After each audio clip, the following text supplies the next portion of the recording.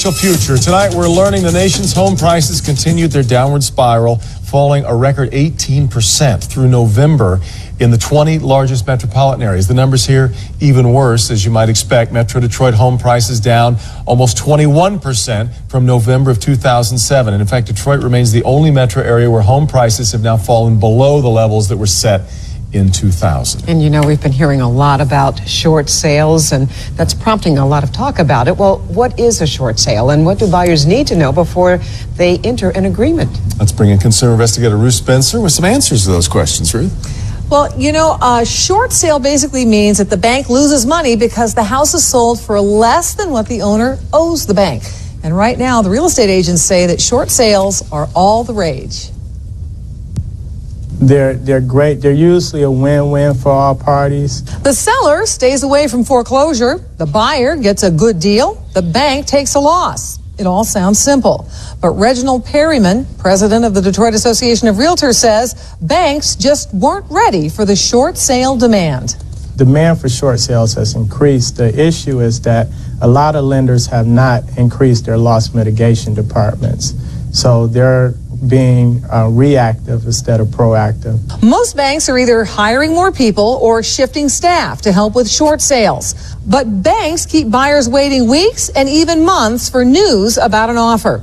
And Perryman says a lot can change for a buyer during that time, forcing them to walk away from the sale. Then there are people who have taken out 2 or more mortgages on their home. That can stall a short sale because all lenders have to agree to the terms before the deal is done. Despite those challenges, there are some things you can do to help your short sale go well. You want to make sure that the realtor that the short sale is listed with has taken the necessary steps to help the transaction run smoothly. And if you're looking for a short sale deal, then your real estate agent can help you find specific short sale listings. And as short sales gain in popularity, then lenders like Fannie Mae are testing out programs in cities such as Phoenix and Orlando, where the buyers can be actually pre-approved for a short sale. Housing market has been hot for a few years, but what home buyers are facing right now has some feeling burned. Steve Garagiola is in Royal Oak, one of the places where prices keep rising, but the number of homes on the market does not. Steve, good evening.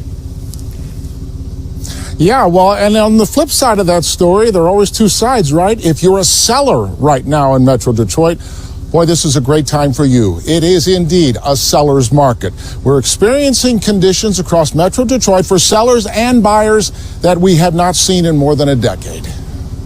It's all about supply and demand. And right now, there just are not many houses available. That's great news if you're selling. It's common to have 7 to 10 offers at a time on one property. Some sellers are enjoying a bidding war for desirable homes. And that generates what we call highest and best. And that's where the seller will just ask all the buyers for their highest and best offer within a certain time frame. And that creates sort of like an auction effect. So if you're looking to buy, you've got to be ready to act fast. If you sleep on it, you won't sleep in it because the market is just moving that quick. So, you know, the average home is on the market under 20 days. In some areas, you're going to receive an offer within the first day or two on the market. Home prices are up 90% or more from the recession low point 10 years ago. So where are the hot spots? Royal Oak is very hot. Southfield is hot.